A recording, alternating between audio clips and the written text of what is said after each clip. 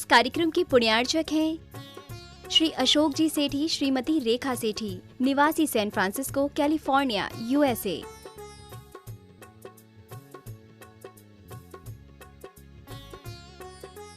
पुत्र एवं पुत्रवधू श्री हिमांशु, श्रीमती अलका सेठी, San Francisco, California, USA. पुत्र एवं पुत्रवधू श्री सुधांशु, श्रीमती रिंकी सेठी, सैन फ्रांसिस्को, कैलिफोर्निया, यूएसए। पौत्र पौत्री रिया सेठी, श्रेया सेठी, सैन फ्रांसिस्को, कैलिफोर्निया, यूएसए। आदरणीय पिताजी एवं माताजी स्वर्गीय श्री आत्मा प्रकाश जी एवं स्वर्गीय श्रीमती मानकवर जी सेठी, निवासी अजमेर की पुण्य स्मृति में। आदरणीय ससुर जी एवं सास जी स्वर्गीय श्री कल्याणमल जी गोधा एवं स्वर्गीय श्रीमती माणकबाई जी गोधा, निवासी इंदौर की पुण्य स्मृति में। साड़ू व सलेज स्वर्गीय श्री चांदमल जी पाटनी, स्वर्गीय श्रीमती कमला देवी पाटनी, निवासी इंदौर, मध्य प्रदेश। साले साहब व सलहेज स्वर्गीय श्री राजेंद्र जी गोधा, श्रीमती सुभद्रा गोधा, निवासी इंदौर, मध्य प्रदेश। साले साहब व सलहेज श्री नरेंद्र गोधा, श्रीमती आशा गोधा, निवासी इंदौर, मध्य प्रदेश। भाई एवं भाभी श्री अजय सेठी, श्रीमती मीना सेठी, निवासी जयपुर, राजस्थान। भाई एवं भाभी श्री अरविंद सेठी, श्रीमती कुसुम सेठी, निवासी मुंबई, महाराष्ट्र। भाई एवं भाभी श्री आलोक सेठी, श्रीमती अलका सेठी, निवासी सीकर, राजस्थान। समस्त सेठी परिवार, सैन फ्रांसिस्को, कैलिफोर्निया, यूएसए।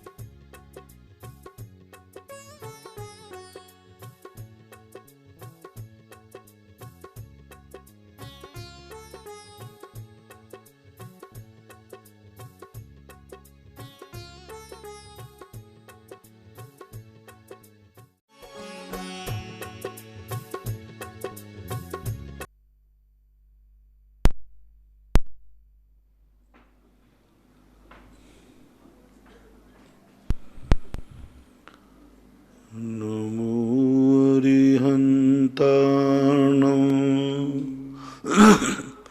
नमो सिद्धाणं नमो आयर्याणं नमो वज्रायाणं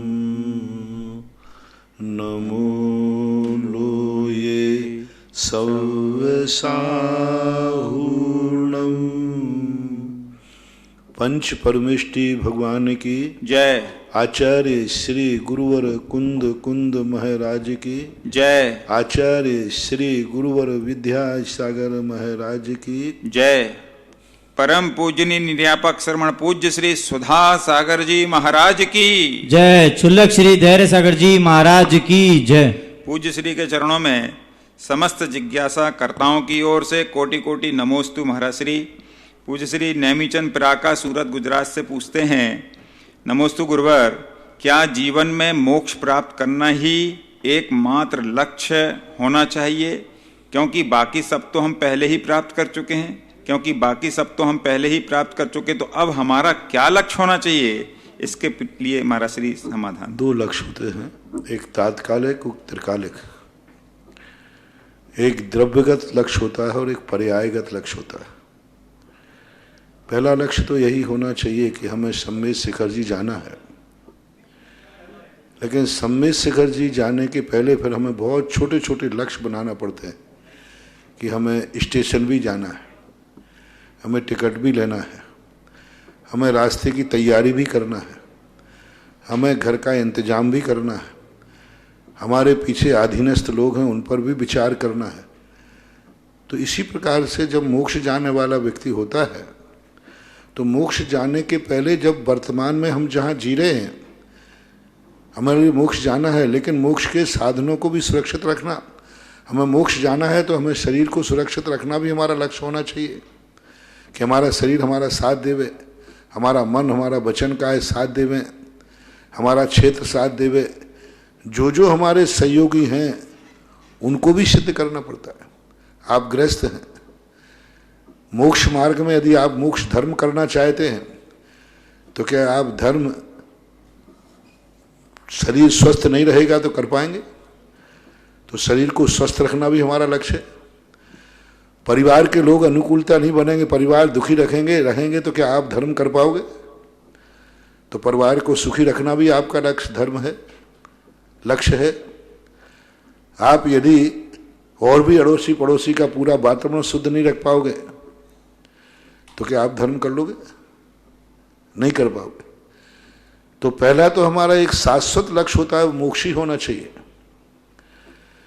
फिर बीच बीच में हमारे लिए दूसरे लक्ष्य भी बांधना चाहिए, क्योंकि उन लक्ष्यों की सिद्धि न होने पर हमारे मोक्ष की सिद्धि नहीं हो पाएगी। यदि हम काया का ध्यान नहीं रखें, हम साधु हैं, मोक्ष जाना चाहते, लेकिन हम काया की बिल्कुल उपेक्षा कर दें, क्यों काया तो मुझे छोड़ना है, हमें तो अशरीरी बनना है।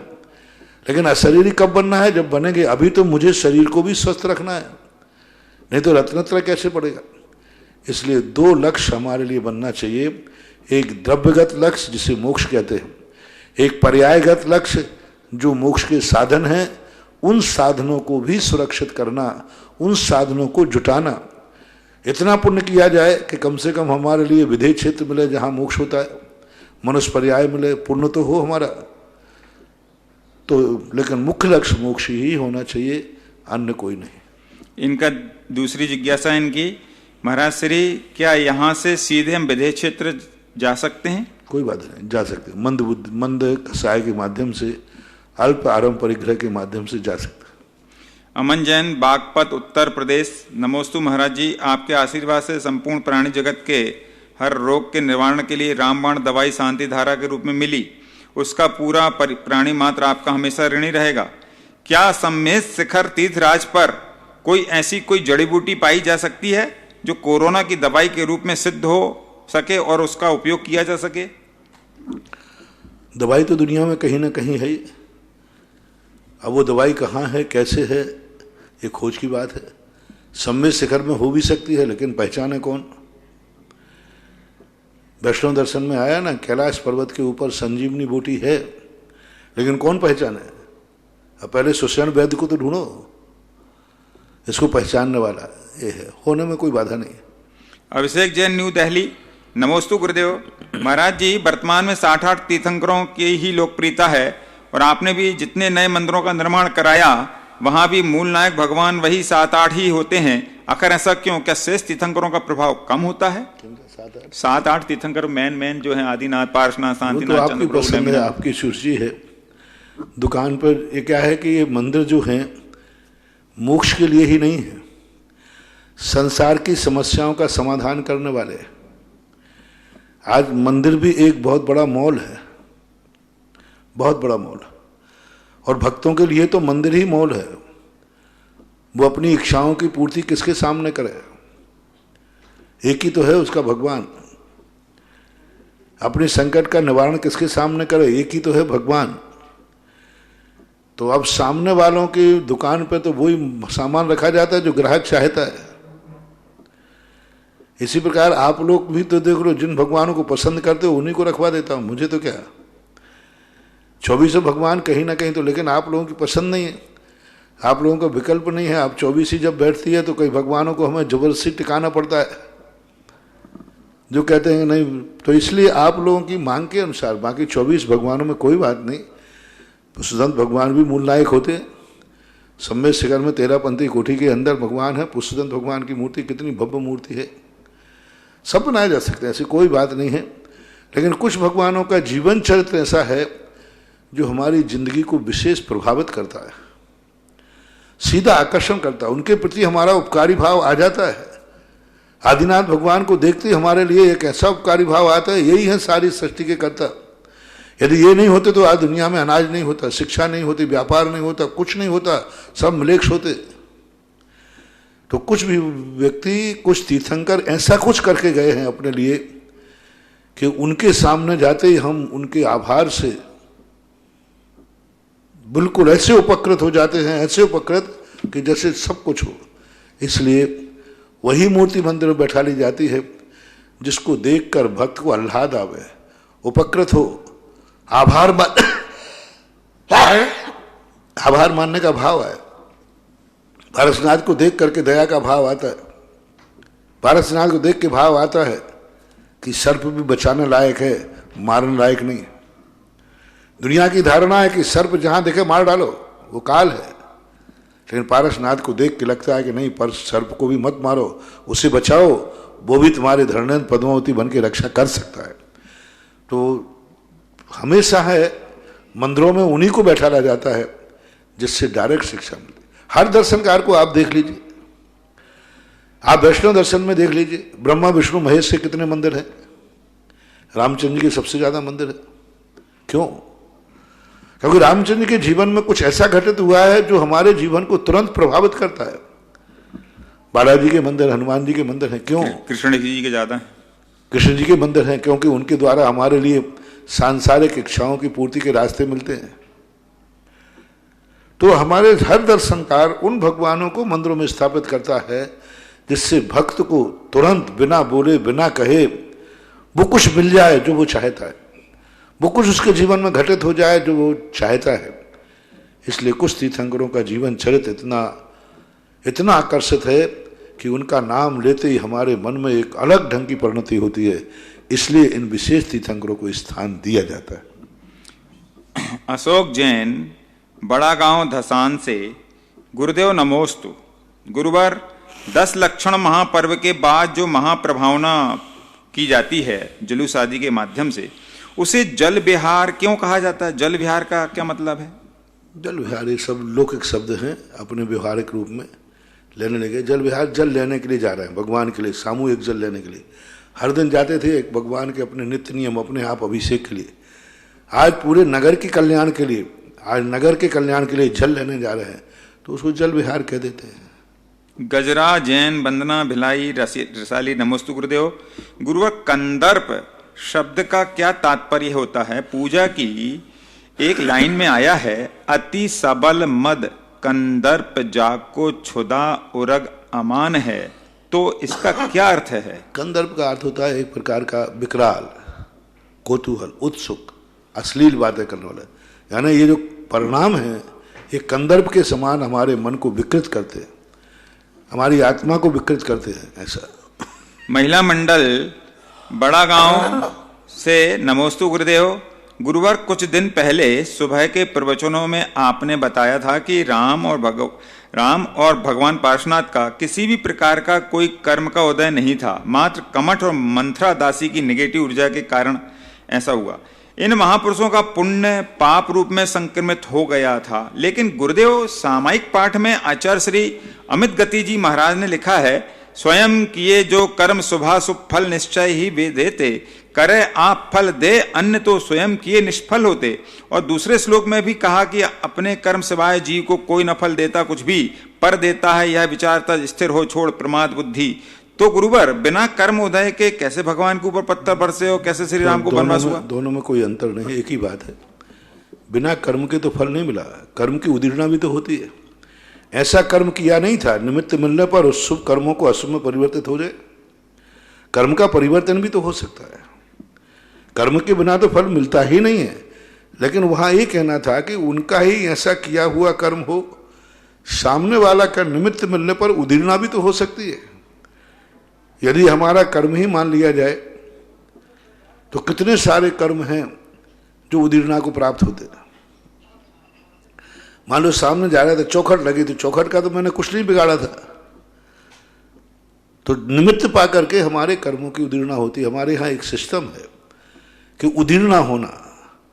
अभी अपन शांत बैठे सीधे चले जाए कुछ नहीं, हम यदि झुक के जाए तो चौखट नहीं लगेगी, लेकिन चूक गया चौखट लग गई। उस चौखट के निमित्त से, हमारे प्रमाद से सबसे ज्यादा जो है हमारे कर्म हमें फल देते हैं, हमारी भूल से। देता कर्म ही फल है। पारसनाथ को उपसर्ग आया, कर्म से आया, लेकिन कमठ निमित्त बन गया। यदि कमठ निमित्त नहीं बनता तो शायद वे कर्म, अशुभ कर्म जो हैं बिना फल दिए खिल जाते, पर रूप में संक्रमण होकर के। कितने निमित्त पा करके हमारे कर्म होते हो। 24 घंटे में हमारे बहुतायत कर्म हमारी भूल से हमें दुख देते हैं।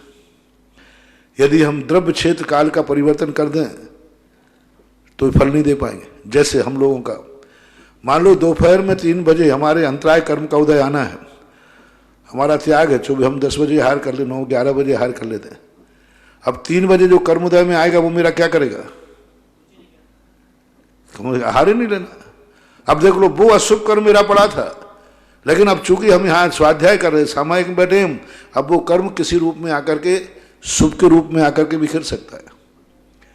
तो द्रव्य छेद काल भाव की मर्यादा को लेकर बहुत सारे कर्म हमें फल नहीं देंगे, और बहुत सारे कर्म यदि विपरीत मिल जाए तो फल देते हैं। हमें अभी वो कर्म उदय में नहीं आता था, ऐसा निमित्त मिल गया कि वो कर्म उदय में आ गया। कर्म तो है, लेकिन कर्म का फल तद्रूप मिलेगा ही नहीं मिलेगा ऐसा कोई नियम, भूल भी हो सकती है, निमित्त की बलजोरी भी हो सकती है। पीयूष जैन बड़ा गांव से, नमोस्तु गुरुदेव। जिस समय पर्वतराज शिखर जी पर टोंकों का निर्माण नहीं हुआ था, उस समय वहां की वंदना कैसे की जाती होगी और कैसे ज्ञात होता होगा कि भगवान का निर्माण भूमि यहीं से हुआ है? अनादिकाल से अभी यही सुनते आए कि चरण पादुका होती हैं जहाँ तीर्थंकरों का निर्माण होता है। खास तौर से तीर्थंकरों को सौधर्मेंद्र चरणों को उत्कीर्ण करता है, ऐसा उल्लेख मिलता है। तो ऐसा तो कभी सुनने में आया नहीं कि चरण समेत शिखर में कभी नहीं थे। जितना भी अपने पास इतिहास है सब में यही लिखा है, चरण थे, चरणों की वंदना होती आई है, वो करते। विद्या जैन बड़ा गांव दसान, नमोस्तु गुरुदेव।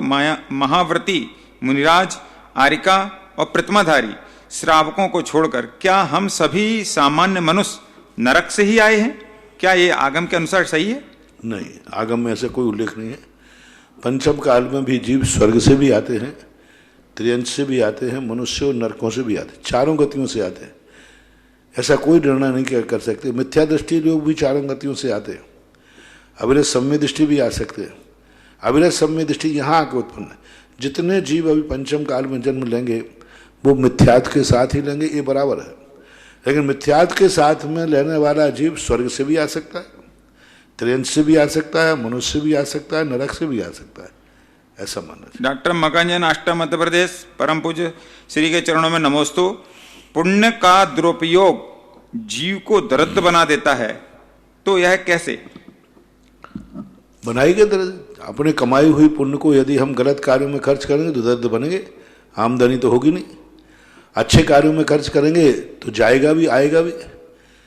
कोई व्यक्ति खेत में, अच्छे खेत में बो रहा है गेहूं को, तो फसल लौट के आएगी, और कोई उस अनाज को व्यर्थ में फेंक रहा है तो वो दुरुपयोग होगा। पुण्य का जब भी दुरुपयोग करेंगे उसकी आमदनी तो होगी नहीं, और जो पुण्य है वह खर्च होगा, इसलिए दरिद्र होगा ही होगा। श्रीमती माधुरी, बनगांव, जिला दमोह। नमोस्तु महाराज जी। प्रश्न है कि विद्यासागर अमृतवाणी में मैंने पढ़ा, क्या था, क्या हूं, क्या बनूं, रे मन अब तो सोच, वरना मरना वर्ण कर, बार बार अफसोस, कब तक कितना पूछना, चलते चल अविराम, रुको रुको यूं सफलता, आप कहे यह धाम। मेरी जिज्ञासा है, इसका अर्थ क्या है महाराज जी?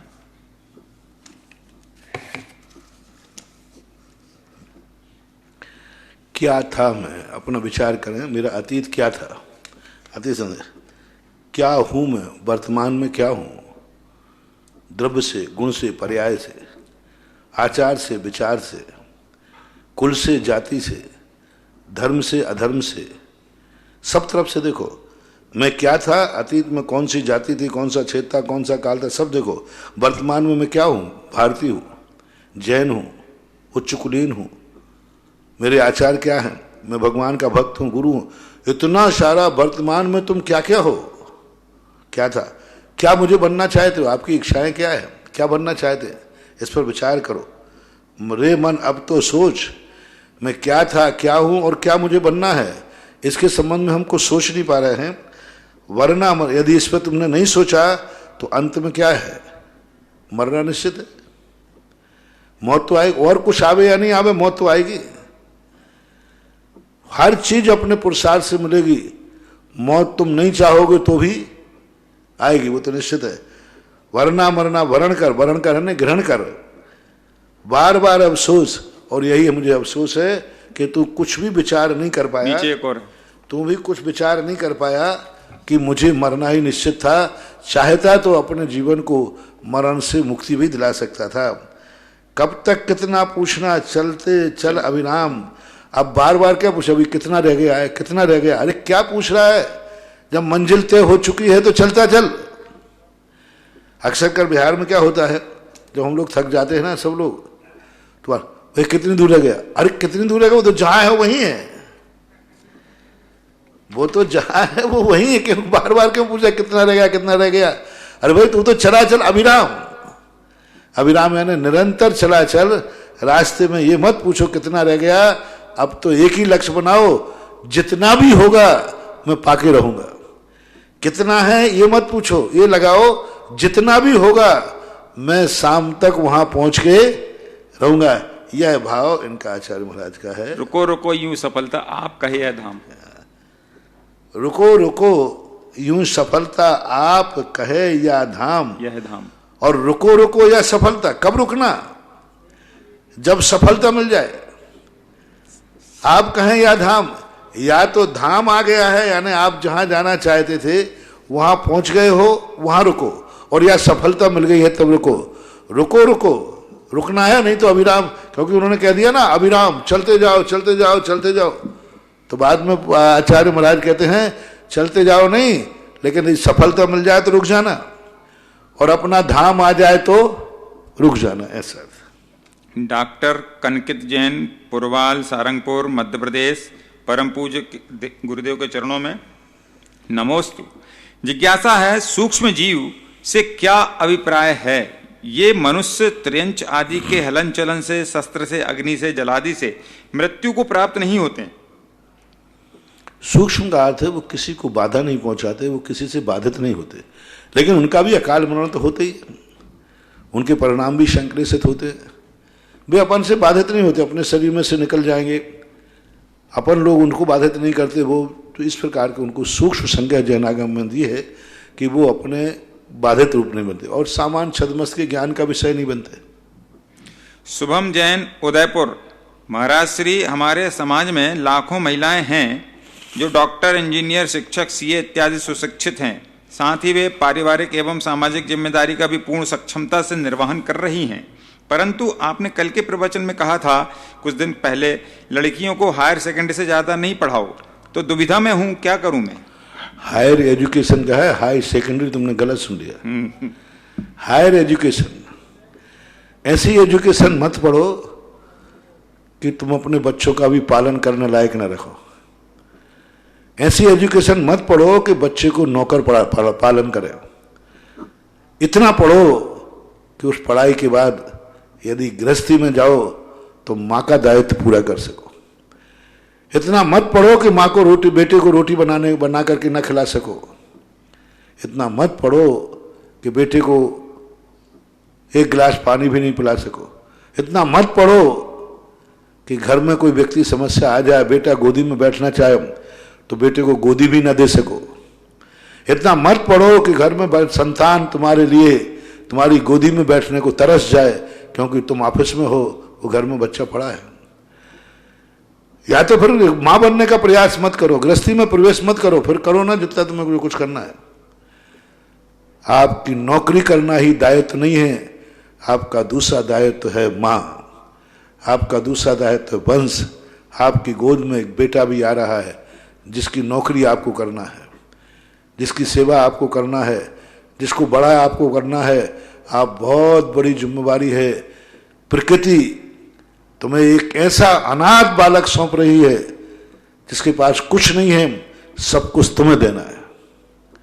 वो शरण में आया है तो कम पढ़ने के बाद इस लायक बने रहो कि किसी आए हुए शरण में को शरण दे सको। इस अपेक्षा से मैंने कहा था, बाकी मैंने इसका खुलासा भी किया, मजबूरी की कोई मर्यादा नहीं होती। शौक से मत करो, मजबूरी देखो। तुम्हें नौकरी क्यों करना पड़ रही है ये बताओ पहले। इसलिए कि मेरे पति का वेतन इतना कम है कि घर नहीं चलता, करो। मेरा पति पागल है, मंदबुद्धि है, नौकरी करो, जैसे बने पढ़ो। बच्चे को पालने के लिए कोई दूसरा साधन नहीं है, जरूर करो, कोई बाधा नहीं। मजबूरी के लिए कोई मर्यादा नहीं होती। युद्ध में तलवार उठाना पड़े उठाओ, क्यों? प्रजा अनाथ है, महारानी लक्ष्मीबाई। शौक से मत आओ। महाराज बाजार शॉपिंग करने जा सकते है क्योंकि ये पतिदेव भोंदू हैं, वे कुछ जानते ही नहीं है, कुछ लेके नहीं जानते, जाओ। लेकिन जब वो खुद सक्षम है, सही है, जब वो सब्जी ला सकता है तो तुम्हें क्या पड़ी है सब्जी लाने की? वो मार्केटिंग कर सकता है तुम्हारे कार्य की, तो कर सकता है, वो कमा सकता है तो तुम्हें कमाने की क्या जरूरत पड़ी।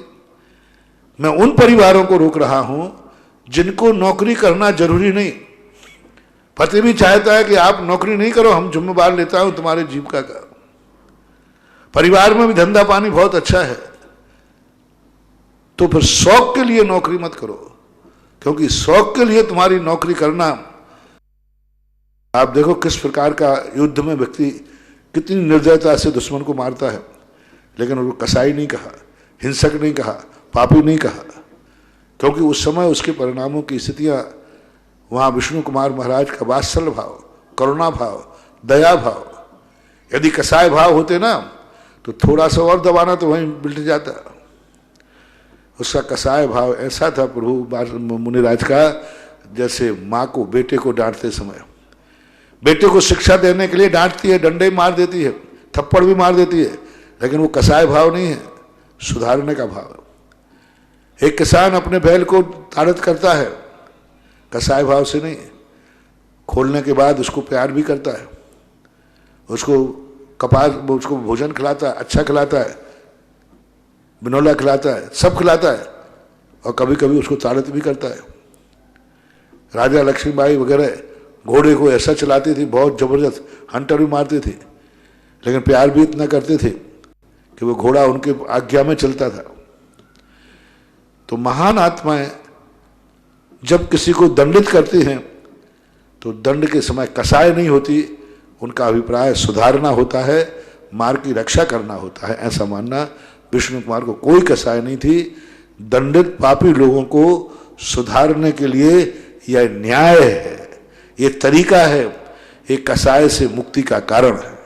यदि माँ इतना भी मैं डांटूंगी बेटे को तो एक कसाय हो जाएगी तो बेटा जिंदगी चला जाएगा। जो माँ अपने बेटे पर क्रोध नहीं कर सकती वो माँ कैसी है? उस क्रोध को क्रोध कहा ही नहीं गया है। स्कूल में मास्टर डंडे मारते हैं होमवर्क नहीं करने पर, उसको कसाय कदापि नहीं कहा गया। तो ये कसाय नहीं है, धर्म की रक्षा के लिए हमारे शास्त्रों में एक आया है, मुनिराज को बचाने के लिए शूकर ने शेर को मारा, इतने जोर से मिलाता था। अब सोचो कितने क्रोध से, कितने उससे मारा होगा कि शेर को मार डाला शूकर ने, लेकिन शास्त्रों में उसे कसाय नहीं कहा, उसको कसाय का फल नहीं मिला। उसके बावजूद भी शेर को मार रहा है, शेर को मार रहा है, कितने मरा के, कितने जोर से मारता होगा।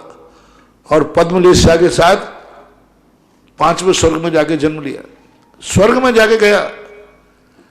मारते समय भी शुभलेस्या, मारते समय शुभलेस्या, शेर को मार रहा है फिर भी शुभलेस्या है। विचार करो। इसलिए विष्णु कुमार उस समय ताड़ित कर रहे हैं, फिर भी शुभलेस्या।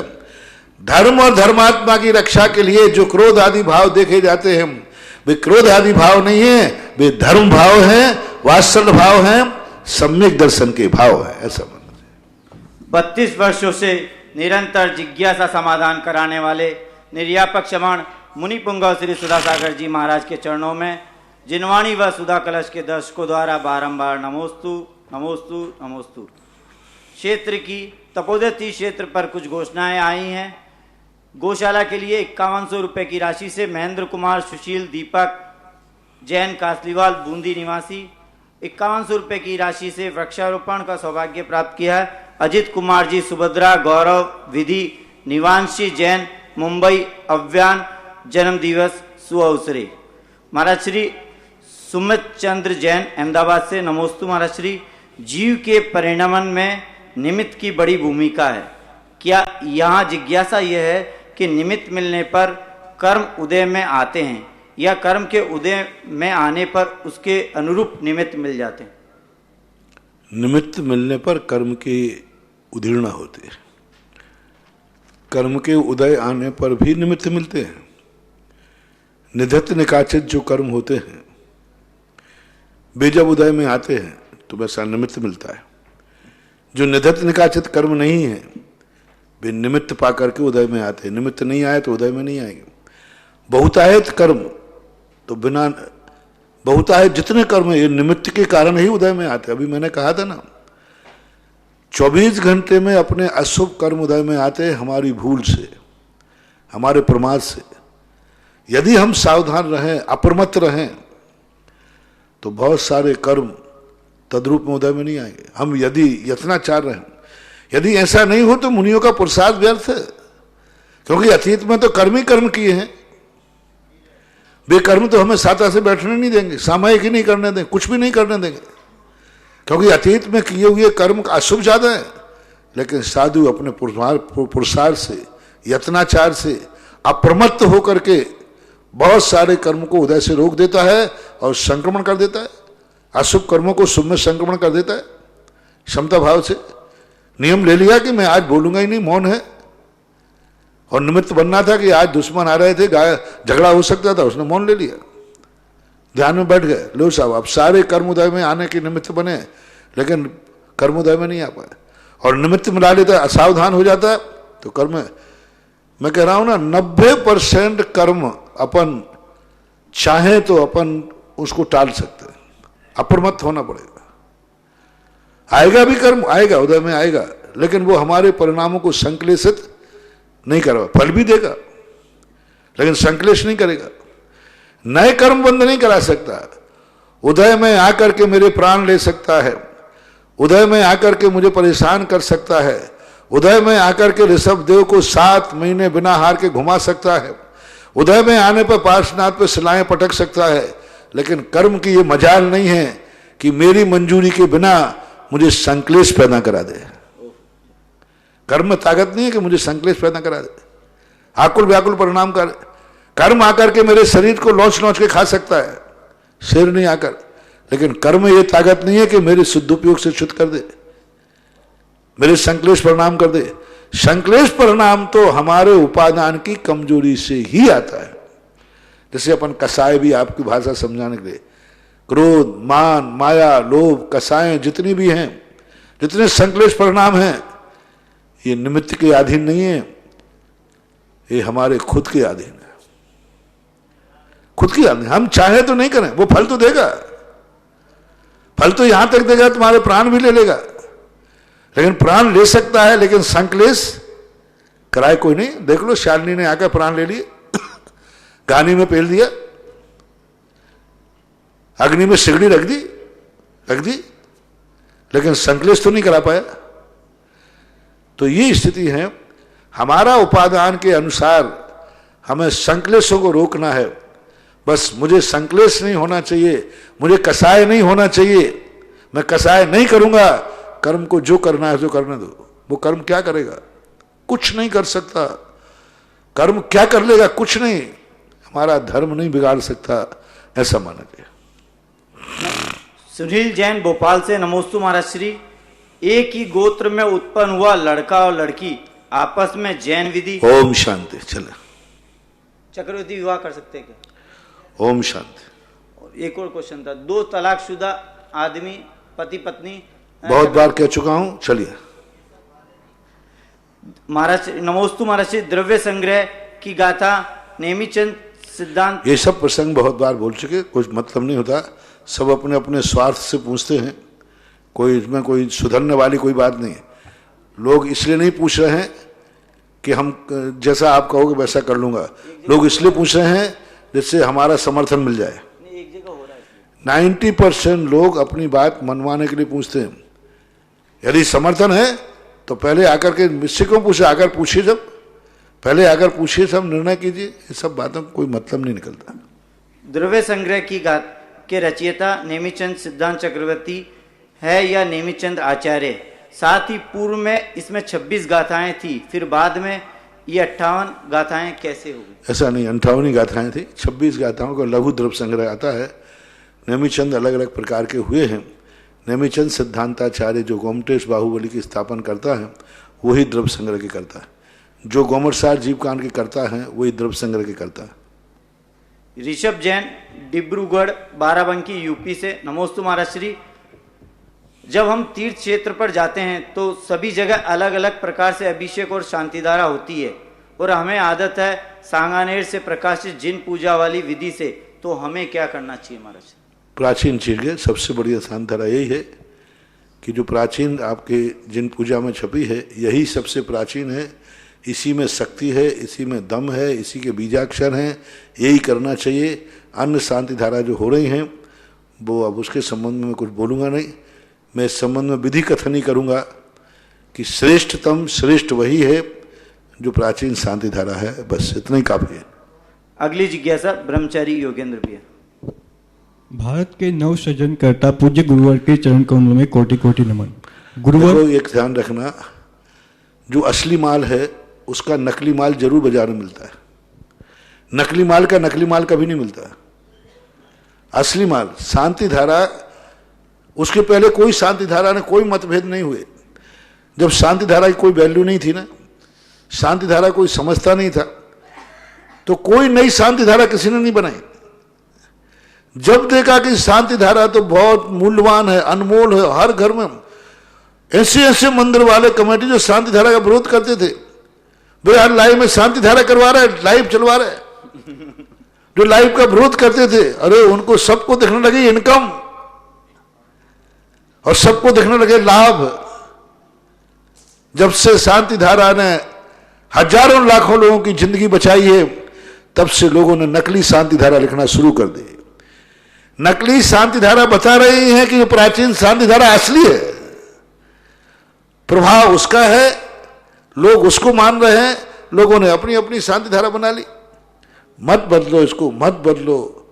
प्राचीन में जो ताकत है, नई भक्तियां बहुत लिख लो, कितने स्तोत्र लिख लो, भक्तांबर तो भक्तांबर ही रहेगा।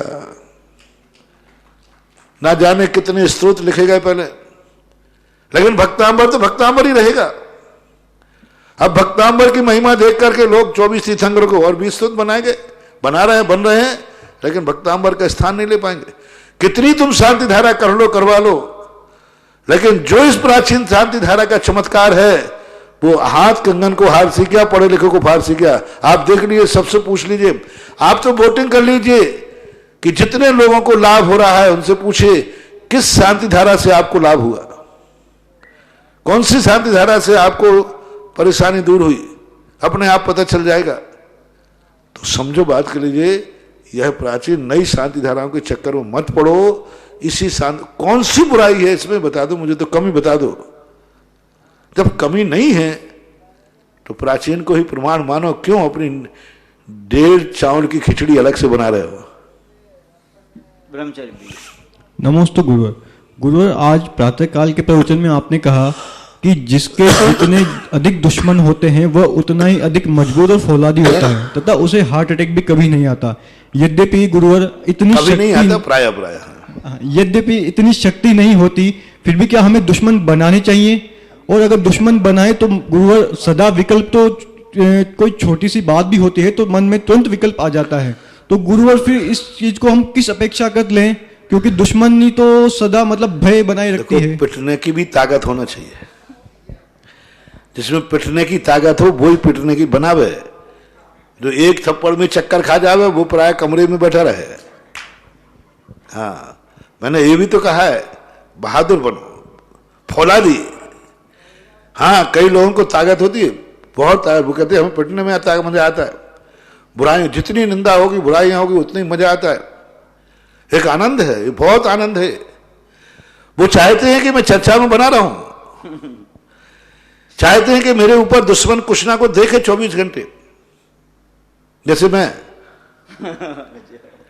तो यही चाहता हूं कि मेरे प्रवचनों में कहीं मैं कुछ एक ऐसी बात बोलता रहूं जो दुनिया में चलता रहे, जिससे दुनिया को यह पता कि सुधा सागर अभी जिंदा है, कोरोना में नहीं गया। तो ये चर्चा, ये तो अपने शौक है। और फौलाद, बहुत बड़ा फौलाद है। मित्र हमें बलवान बनावे या न बनावे, दुश्मन हमें बहुत कुछ शिक्षाएं देता है। एक सापेक्ष कथन है, कोई भी कथन हो एकांत से नहीं लेना। अभी मैं ये कह रहा हूं, दुश्मन के संबंध में पॉजिटिव सोचो, क्योंकि दुश्मन को तो हम मिटा नहीं पाएंगे, लेकिन दुश्मन को पॉजिटिव सोच करके हम लाभ उठा सकते। पॉजिटिव सोचो, इसने क्या किया, मुझे फायदा ही तो पहुंचाया, लाभ ही तो पहुंचाया। जैसे मैं बार बार बोलता हूं, मेरी जितनी जितनी बुराइयां हुई, मैं तो उस लाभ की कोई कल्पना ही नहीं कर सकता। मैं लाख उपाय करता तो इतनी ऊंचाइयां नहीं पहुंच पाता। मैंने जो ऊंचाइयां पाई हैं दुश्मन की बदौलत पाई हैं। मैं कह रहा हूं, खुले दिल से कह रहा हूं। आज मैं जो सारे भारत में प्रसिद्ध हुआ हूं, भक्तों की बदौलत नहीं, दुश्मनों की बदौलत। दुश्मनों ने बुराई कर करके मुझे इतना ऊंचा उठा दिया कि लोग समझते कि सुधार सागर बहुत बड़ी शक्ति है, एक आवाज लगाता है सारा भारत हिल जाता है। जय हो। सारे भारत के व्हाट्सएप चल जाते हैं, सारे लोग चल जाते हैं यहां से। इस माइक से जो घोषणा होती है सारे भारत में सनसनी फैल जाती है। तो लोग समझ लगे कि सुधा सागर नाम की कोई एक महाशक्ति है जो सारे भारत को हिला सकती है।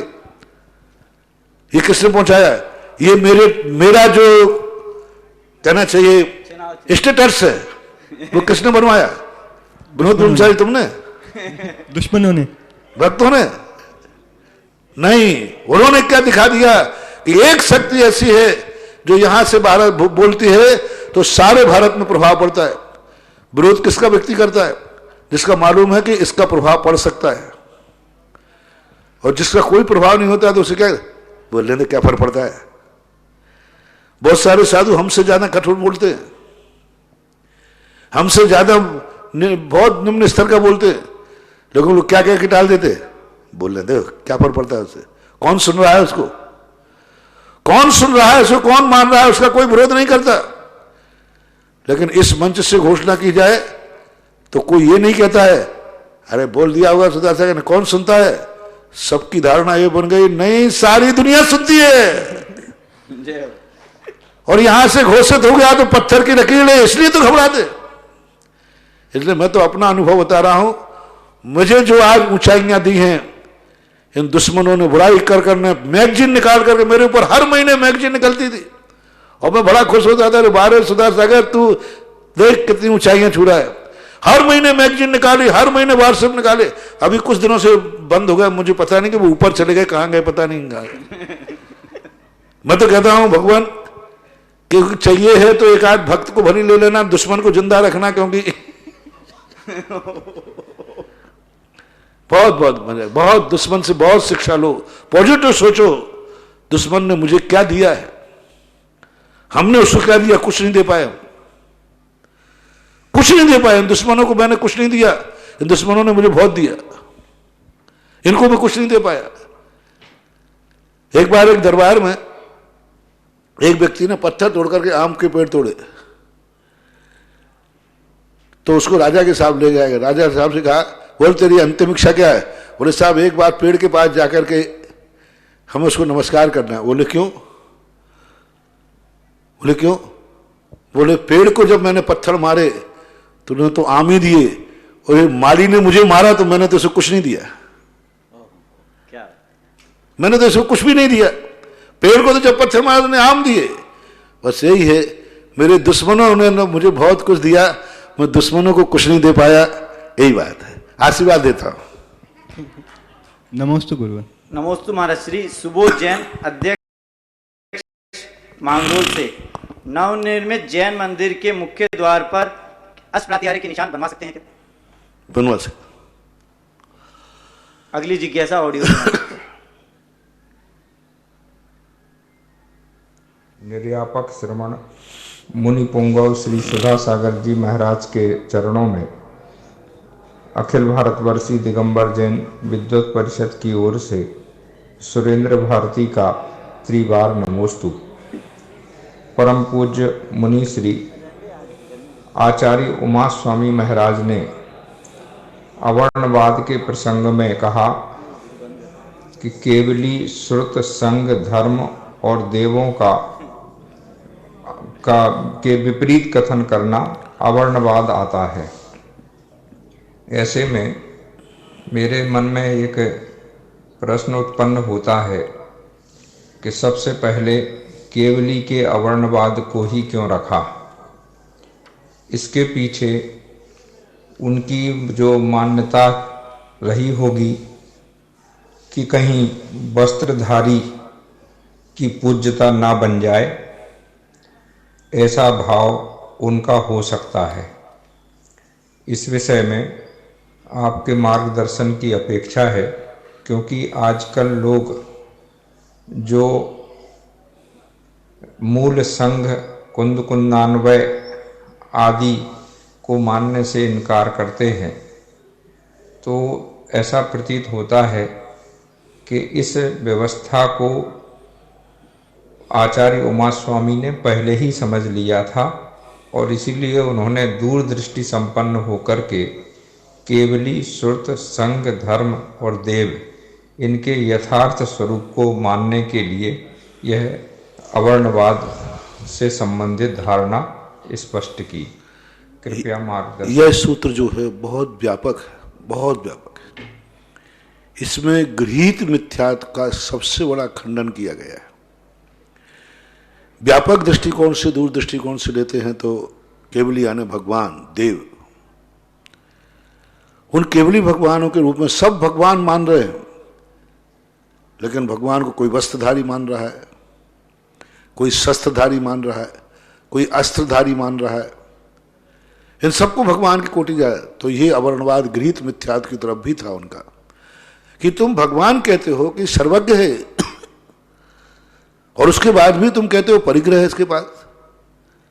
परिग्रहवान को मानना, अस्त्र वस्त्र शस्त्र आदि के युक्त है, फिर भी आप उसके लिए इस रूप देते हैं।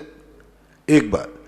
दूसरी बात उसकी उनके ध्यान में थी कि निकटवर्ती जो जैनी लोग थे वे भी केवली भगवान को कबलाहारी, केवली भगवान को बीमारी होना, वस्त्र से मोक्ष होना आदि आदि अनेक चीजों को माना है।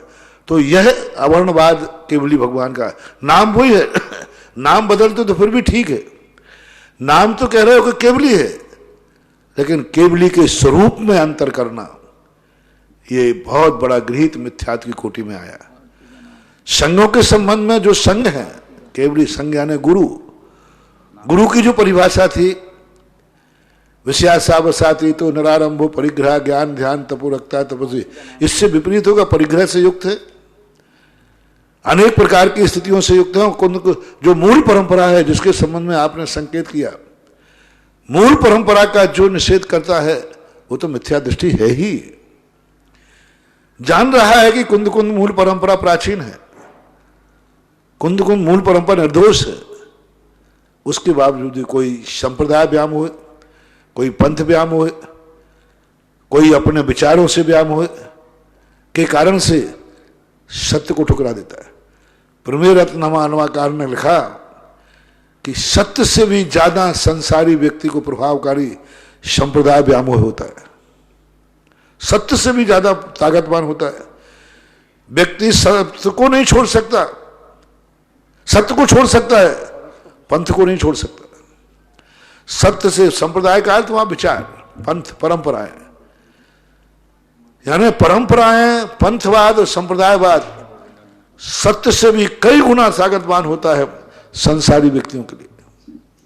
वो जान रहा है कि सत्य ये है, लेकिन मेरा पंथ ये है, मेरा संप्रदाय ये है, मेरी परंपरा ये है। कितने साधुओं से, जैन साधुओं से, जैन पंडितों से, जैन गृहस्थों से मैंने पूछा कि सत्य क्या है, तो कहा सत्य तो यही है, फिर हमारी परंपरा है। मैंने पूछा एक बार एक साधु से, मैंने आचार्य श्री में क्या दोष है, आचार्य श्री कमी बताओ। बोले कोई कमी नहीं है, श्रेष्ठतम श्रेष्ठ है, फिर आप विरोध क्यों करते हैं? वो मेरे पंथ का समर्थन नहीं करते, यानी मेरी बात का समर्थन नहीं करते हैं, इसलिए वो उनका बुराई करता हूं, बाकी सब सही है। हमारे आचार्य श्री ने एक बार कहा था कि हम तुम्हारी बात से राजी नहीं है, इसका ये अर्थ नहीं कि हम नाराज हैं, राजी नहीं है इसका अर्थ हम नाराज नहीं है। यानी सत्य को जान रहा है कि ये गुरु सत्य हैं, श्रेष्ठ हैं, श्रेष्ठतम हैं, लेकिन पंथ व्यामोह, गुरु व्यामोह, ये सब व्यामोह हैं, और ये सब व्यामोह मिथ्यात्व की कोटि में आते हैं। मिथ्यादि सत्य जान करके भी कि सत्य है, उसके बावजूद नेमीचंद महाराज ने स्पष्ट कहा, जब सत्य ज्ञान में आ जाए उसके बाद भी तुम सत्य को ठुकरा कर असत्य का समर्थन करो, उसी दिन मिथ्या दृष्टि हो जाओगे।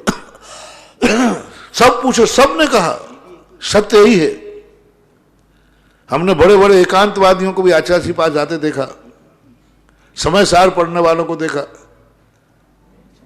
उन्होंने कहा महाराज जी आप सही है कि मेरे साथ भी हुआ है। एक मुनि विरोधी थे, मैंने कहा भैया ये कुंद कुंद की बात देख लो, पंचम काल में मुनि है कि नहीं? बोले हैं, इस पर बोले हैं। तो फिर तुम मानते क्यों नहीं हो? हमारा संप्रदाय, हमारा ग्रुप है, हमारा मिशन है। हमने आज तक, हमारा एक सवाल नहीं, हम सत्य को स्वीकार कर लेंगे। तो आज तक जो हमने हजारों लोग तैयार किए हैं उनका क्या होगा? वे सब मुझे मारेंगे, और उनका क्या होगा? मैंने कि भाई महावीर स्वामी भी यही सोच लेते कि मैंने 363 मत चलाए हैं और मैंने ही चलाए हैं, यदि मैं अब बदल जाऊंगा तो इनका क्या होगा? अरे छोड़ो उनको, तुम तो बदलो। महावीर स्वामी बदल गए। सत्य महानुभाव सबसे कहना इस प्रश्न के माध्यम से, आत्मा से पूछो, यदि सच्चा देव है तो है। अब मत पढ़ो पंथ के चक्कर में, मत पढ़ो संप्रदाय के चक्कर में। गुरु संघ को देखो, सच्चा गुरु है, सच्ची चर्या है, सच्ची साधना है। बस ये मत देखो कि ये हमारी बात के समर्थक हैं कि नहीं। हमारे पंथ के आजकल सच्चे साधुओं को पहचानने की क्षमता ग्रस्त खो चुके हैं। उनको एक ही बात है, आज हमारा समर्थक कौन है, हमारे पंथ का समर्थक कौन है? वो शुक्लाचारी है चलेगा, भ्रष्ट है चलेगा, कैसा भी हो, बस हमारे विचारों का समर्थन करने वाला हो, वही उनका गुरु है। इस बात का संकेत पूज्यवर पूज्यपाद स्वामी दे रहे हैं कि तुम्हें सत्य सत्य नहीं दिख रहा है, तुम्हें यह दिख रहा है कि हमारा समर्थक कौन है, कौन हमें सम्मान देता है, कौन हमारे विचारों का समर्थन करता है। हर व्यक्ति किसको बुलाना चाह रहा है? निश्चय वाला निश्चय को बुलाना पसंद करता है, व्यवहार वाला व्यवहार को। यानी वो सत्य नहीं सुनना चाहता है, वो तो कहता है जो मेरी बात का समर्थन करे वो मुझे प्रवचन सुनाए। यानी हमारा जो कुछ भी है वो सब सही है, बस अपनी कॉपी को समर्थन करने के लिए आज गुरुओं को कोई, सबका तो नहीं कहूंगा, प्राय अपनी जैन समाज में सच्चे गुरु की पहचान लोगों ने खो दी है। अब तो वे उसको गुरु बनाते हैं जिससे उनका उल्लू सीधा हो, पर उनका उल्लू सीधा होना चाहिए, उनका कार्य सिद्ध होना चाहिए, उनके बात का समर्थन होना चाहिए, पर वो उनका गुरु है। गुरु कैसा है हमें कोई लेना देना नहीं है। ये विचारधाराएं जो हैं आपके बिल्कुल उमा स्वामी के अनुसार गलत हैं।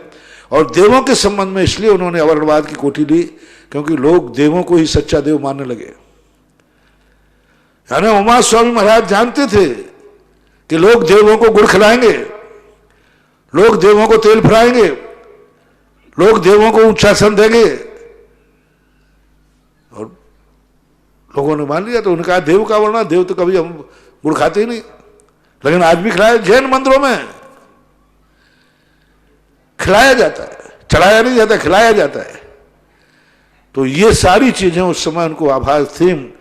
हमारे पूर्वाचार्यों ने वह सब कुछ लिखा है जो उस समय घटित हुआ है और आगे भी घटित होगा। सूत्र त्रिकालिक होते हैं, सूत्र त्रिकालदर्शी होते हैं, यूं कहना चाहिए। अगली जिज्ञासा ऑडियो के माध्यम से। पूज्य निर्यापक श्रमण के चरणों में हम सबका कोटिशः नमन। मुनिश्री, यहाँ पर प्रसंग चल रहा है सर्वार्थ सिद्धि में द्वदिकादि गुणा नाम, तो उसके अंतर्गत एक गाथा छंद आया है, निद्धस्य निध्येण दुरादियेण लुक्खस्य लुक्खेण दुरादियेण निद्धस्य लुक्खेण हवेयि बंधु जहण्ड बज्जु विस्मे समीवा। स्निग्ध का स्निग्ध के साथ दो अधिक होंगे, लुक्खस्य वृक्ष का वृक्ष के साथ में दो अधिक के साथ बंद हो जाएगा, और स्निग्ध का वृक्ष के साथ भी बंद होगा, लेकिन जघन्य को छोड़ करके। फिर यहाँ लास्ट में कहा है विस्मे समीवा। तो विस्मे समी से क्या लेना है यहाँ पर? सम का अर्थ यदि अपन तुल्य जाति लें कि तुल्य जाति स्निग्ध स्निग्ध के साथ में, और विषम का अर्थ अतुल्य जाति लें, या सम का अर्थ ये लें कि चतुर्गुण का षटगुण स्निग्ध के साथ बंद हो जाता है, और विषम का अपन ये ले लें कि चतुर्गुण वृक्ष का षटगुण स्निग्ध के साथ बंद होता है। इसका अर्थ अपन कैसे निकालेंगे? इस संबंध में दो विचारधाराएं अपने सामने हैं। एक विचारधारा वह है जो विषम में ही बंद होता है, सम में बंद नहीं होता, मात्र एक में। दूसरी विचारधारा यह है कि दो अधिक चाहे सम हो चाहे विषम हो। सम का अर्थ यहां लेना स्निग्ध स्निग्ध, सम का अर्थ यहां लेना रूक्ष और रूक्ष। रूक्ष और रूक्ष भी जो समान जाति वाले हैं उनमें भी यदि दो अधिक का बंध है, दो अधिक हैं, तो वो बंध को प्राप्त हो जाएंगे। और यदि विषम में हैं तो भी दो अधिक में बंद होगा, दो अधिक नहीं है जघन्य में बंद नहीं होगा। यानी एक अधिक है तो बंद नहीं होगा, दो अधिक होना ही बंद होगा। इसलिए सम का अर्थ लेना सजाति, रूक्ष रूक्ष का अर्थ। सम का अर्थ यदि अपन ये ले लेंगे कि दो का दो से बंद हो जाएगा, समान का समान बंद हो जाएगा, तो यहां दो गुणाधिक बंध का जो प्रसंग दिया, दो अधिक होना जरूरी है, चाहे सम हो यानी स्निग्ध स्निग्ध हो अथवा स्निग्ध रूक्ष हो, रूक्ष रूक्ष हो अथवा स्निग्ध रूक्ष हो, दो अधिक होना चाहिए, यही अर्थ लेना चाहिए। अगली जिज्ञासा ऑडियो के माध्यम से। श्रावकों के लिए धर्मागम के पथ प्रस्तोता गुरुवर के पावन चरणों में जमोरिया परिवार का नमोस्तु। मेरी जिज्ञासा जनपद सत्य विषय को लेकर है। यह जनपद सत्य क्या है? इसको मान्यता प्रदान करने का अधिकारी कौन है? काफी बार आगम कथन में आपके द्वारा इसका उल्लेख होता है। वर्तमान का जनपद सत्य तो बहुलता वाले वर्ग की विचारधारा ही होती जा रही है एवं वर्तमान फेसबुक आदि दिगंबरत्व जैनागम को अन्य रूप से व्यवहार करते हैं, तो भविष्य में आगम उपलब्ध न होने पर जनपद सत्य ही सम्यक कथन बन जाएगा। नमोस्तु गुरुवर। जनपद सत्य कहलाता है जनों के पद पर जो बैठे हैं, जनों के द्वारा जो सम्माननीय है, जनों के द्वारा जो पूजनीय है, जनों के जो नेता है। जनपद कहते हैं एक प्रकार का न्यायालय, पंचायत को। और जनपद सदस्य जो होते हुए जो समाज में पूजनीय है, वंदनीय है, अनुकरणीय है, जिनको समाज प्रमाणिक मानती है, उनके लिए उनके द्वारा कहा हुआ वचन बहुत सारे, एकांत नहीं है, हमेशा जनपद सत्य नहीं है। कुछ कार्यों में जनपद सत्य होता है, जहां आगम गौण हो, जहां सर्वज्ञ के द्वारा कहा हुआ विषय समझ में न आए, वहां जनपद सत्य कर दे। पूज्य कलकरंग स्वामी महाराज ने जनपद सत्य को, जहां हमारे सारे रास्ते बंद हो चुके हैं, आगम है नहीं, हमारे अनुभव में आ नहीं रहा है, तो अब किसका सहारा लें? न्यायालय में आप देखते हैं जनपद सत्य पर निर्णय होते हैं, गवाह जिसे बोलते हैं, जनपद सत्य कहलाता है। गवाह ने कह दिया ठीक हो गया। इसी प्रकार, लेकिन गवाह में कौन से गवाह लेना? जो समाज में प्रतिष्ठित हो हमारे धर्म के अनुसार, जो लोगों को मालूम है कि ये कभी झूठ नहीं बोल सकते। कई बार हम लोगों को बहुत मौका पड़ता है जनपद सत्य को, नाना देशों के संबंध में विहार करते हैं और वहां की वस्तुएं नाना प्रकार की चीजें खाने में आती हैं, हम कह ले या नहीं लें,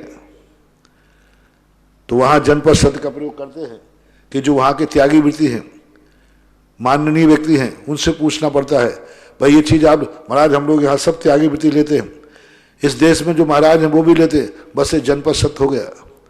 तो जनपद सत्य हर क्षेत्र में सत्य नहीं है। जिस क्षेत्र में आगम स्पष्ट नहीं कर पा रहा है, जिस क्षेत्र का, जिस विषय के संबंध में आगम में कथन नहीं है, उस संबंध में जनपद सत्य एक हमारे लिए तरीका दिया है, एक ही तरीका नहीं है। यदि जनपद सत्य ही सत्य है तो फिर नौ सत्य क्यों बनाए? प्रतीति सत्य भी तो आया है, आगम सत्य भी तो आया है, संभावना सत्य भी तो आया है। कितने 10 सत्य दिए, 10 सत्य में एक ही सत्य है ना, तो यही तो सब कुछ नहीं हो गया। लेकिन जनपद सत्य का भी बहुत सहारा आपको, हमें सबको लेना पड़ता है। बहुत सारी चीजें जो अपने ज्ञान में नहीं रहती हैं, वहां जाने के बाद पता चलती हैं कि यह चीज भी सही है या गलत है। इसलिए आज व्हाट्सएप वगैरह जो चल रहे हैं, कोई प्रभाव नहीं पड़ पड़ा, आप चिंता मत करो। आज व्हाट्सएप बेईमान सिद्ध हो चुकी है। पूरा 100%। कोई भी आज व्हाट्सएप को प्रमाणिकता नहीं दे रहा है, सब पढ़। अच्छा, व्हाट्सएप में आया होगा, क्योंकि व्हाट्सएप इतना गंदा हो चुका है जिसमें 90 बातें गलत आती हैं, 10 बातें सही आती। इसलिए आजकल लोग व्हाट्सएप पर विश्वास उठ गया। धीरे धीरे कंपनियों में कंप्यूटर आदि जब जो निकल रहे हैं सब, इनसे विश्वास उठ जाएगा। इसलिए चिंता मत करो, ये प्रमाणिक की कोटि में आने वाला नहीं है। प्रमाणिक की कोटि में वही आएगा जो वस्तुतः सत्य है। आज भी पुराने लोग, वैज्ञानिक लोग, भारत देश में देखो कितना विज्ञान ने आविष्कार किया, कितना विज्ञान में आविष्कार किया, लेकिन विदेशी लोग भारत घूमने आते हैं, खंडर घूमने। प्राचीन जो नगर तुमने शेखावाटी छोड़ दी, तुमने लोग छोड़ के कमाने चले गए, वहां विदेशी लोग घूमने आ रहे हैं, हवेलियां खुलवाते हैं। अब बताओ, वो हवेली बाप ने बनाई थी, बेटा छोड़ के चले गया, उसके कोई काम की नहीं है।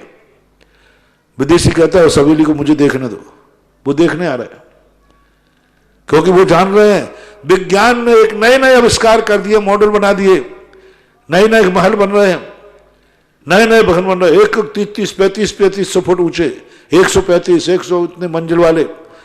उन मंजिलों को देखने में उनको मजा नहीं आ रहा है।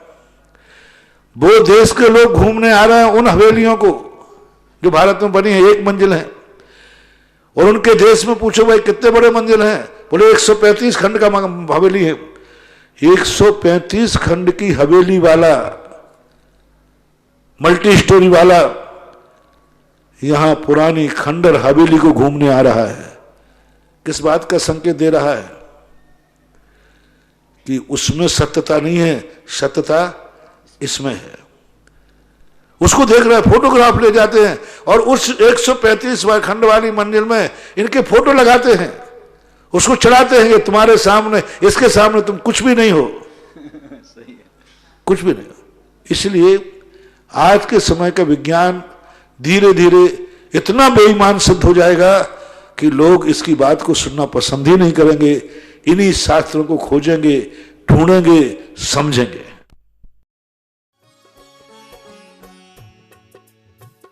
इस कार्यक्रम के पुण्यार्चक थे श्री अशोक जी सेठी, श्रीमती रेखा सेठी, निवासी सैन फ्रांसिस्को, कैलिफोर्निया, USA।